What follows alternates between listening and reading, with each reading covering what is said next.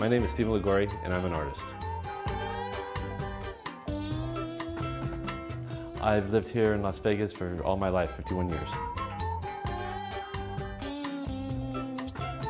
I did two monuments, the only two monuments for the Centennial Las Vegas, Nevada. One was to honor Mary Dutton, who was a cart farmer.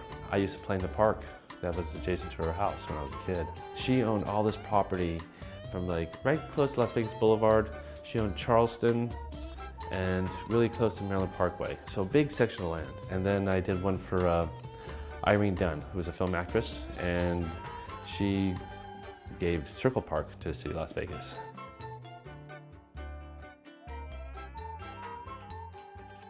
Back in 1991, a gentleman named Bert Hansen wanted to commission me to do a small high scaler statue to honor the people that built the Hoover Dam. This is the mighty Joe Kine. He was a high scaler at back then it was called the Boulder Dam.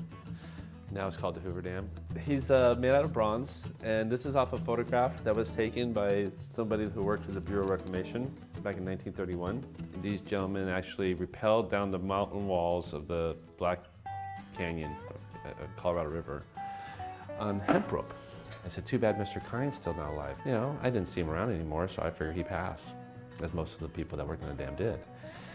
And when I talked to Bert about it, he goes, no, he's still alive. I'm giving it to him. And so I went to his house, interviewed him, and I went there and was asking him, what were you thinking? You know, he said, I was taking a break. I go, well, you seem like you're relaxed but ready to grab that rope. You know, what's going through your head? It was like nothing. I was smiling for the camera, you know, they were taking a picture of me. And these gentlemen here had nerves of steel. We actually gave Joe the first one. So this is actually Joe Kine.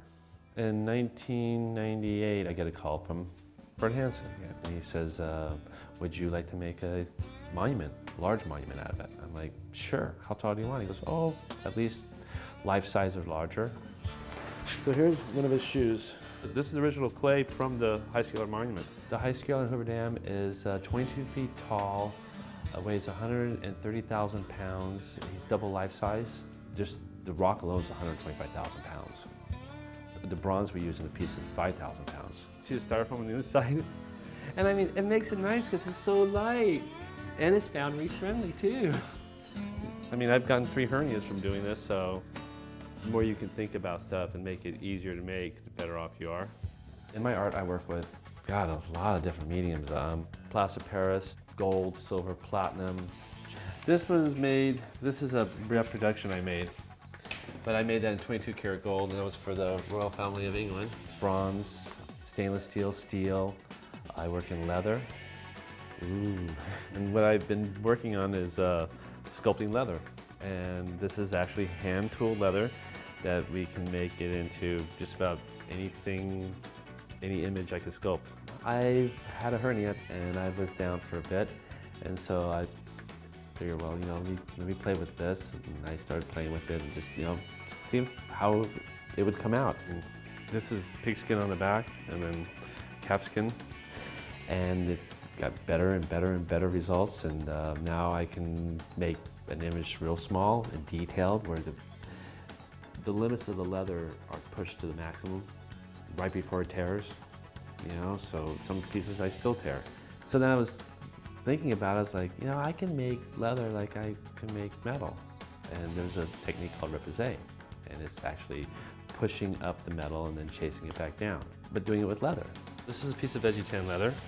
It's got no stain, no color, no dye, nothing on it. And I'm gonna take it and make a eagle out of it.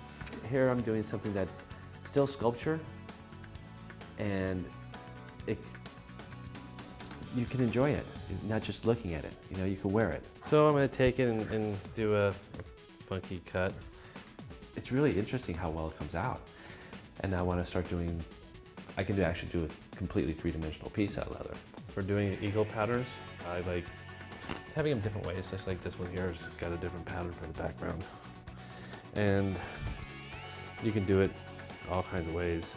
So I'm gonna take it and play with it some. And there's no exact science to it. And it's very organic too.